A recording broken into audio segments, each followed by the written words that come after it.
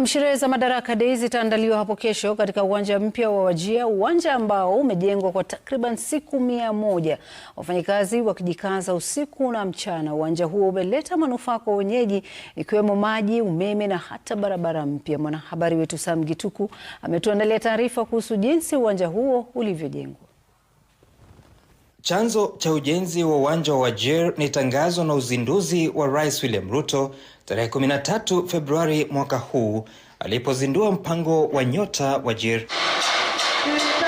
Wakiwa na muda wa chini ya miezi 4 kujenga uwanja ambao ungekuwa mwenyeji wa sherehe za Madaraka, wanakandarasi wakisimamiwa na wanajeshi hawakuwa na budi ila kufanya kazi usiku na mchana.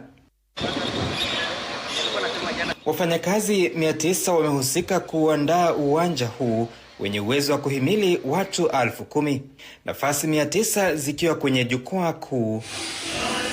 Uwanja huu una malango 11, nje yake kuna malango 6 ya wageni. Viti vya kudumu tayari vimewekwa. Kwenye uwanja wa michezo, nyasi ya sandarusi au plastiki imewekwa, chini yake kukiwa na sakafu kama ya barabara ya lami.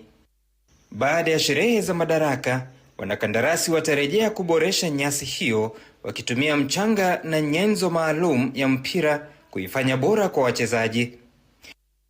Pia watakarabati maeneo ya kukimbilia wakitumia aina ya lami nyororo. Tukifahamishwa kuwa teknolojia hiyo ilipendelewa kutokana na hali ya anga Wajir ambayo inafanya nyasi halisi vigumu kumea na kushamiri.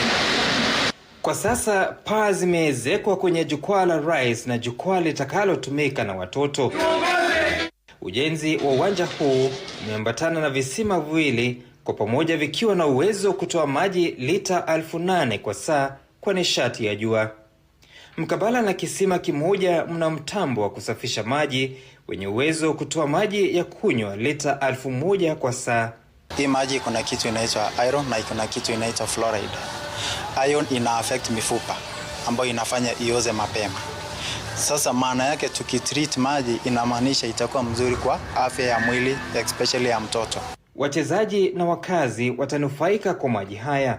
Zingine zinaenda kwa part of the stadium, zingine inaenda hapa kwa taps na zingine zinaenda kwa kiosk, ndio watu wa community wanaweza tumia. Ukirejea kwenye uwanja unapata vyumba 3 vya wageni mashuhuri kwenye ghorofa ya juu. Chini mna vyumba 2 vya timu 2 kukiwemo na jumla ya vyoo na bafu 40. Tumefaidika, ilikuwa source of employment, tumepata pesa. Zamani tulikuwa tunarandaranda mtaa, but sahi alhamdulillah tunashukuru. Hii stadium yani imetuleta pale pamoja, imetoa watu hadi kutoka mbali kuja wakapata kazi, na saizi tunaona inaelekea kuisha. Nimeona mengi juu sijawahi ona kitu kama hii tena. Naonanga Nairobi huko, sasa nimeiona huko Wajir.